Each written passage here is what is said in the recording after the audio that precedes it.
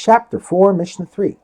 The Mishnah lists situations in which the proper procedure for the Parah Duma service was not followed, and yet the Parah is valid.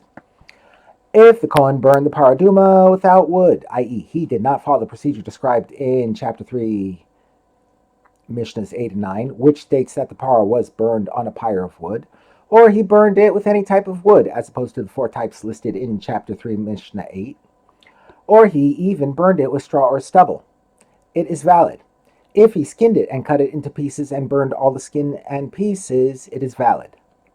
The first Mishnah of this chapter taught that if the Kohen performed an avodah of the Parah Duma with intent for a different type of offering, the Parah is disqualified. However, not every type of wrongful intent makes the Parah invalid. In the following cases, wrongful intent does not affect the Parah. If he slaughtered it with intent to eat from its meat or to drink from its blood, rather than burn its meat and sprinkle its blood, as required, it is valid, since the item he intended to eat, i.e. the meat of the Parah, is not supposed to be eaten, and the item he intended to drink, i.e. the blood of the Parah, is not supposed to be drunk.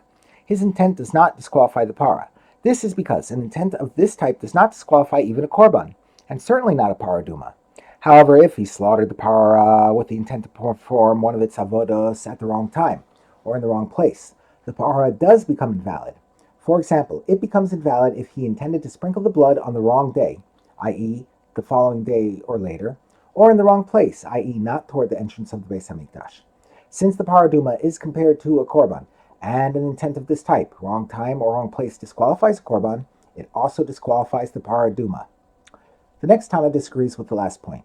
Rabbi Eliezer says, intent does not disqualify a Parah Duma under any circumstances.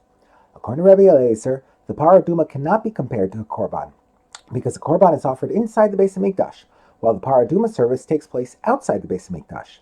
Therefore, even if the Kohen slaughtered the Parah with the type of intent that would make a korban disqualified, for example, he intended to sprinkle its blood in the wrong time or the wrong place, the Parah remains valid.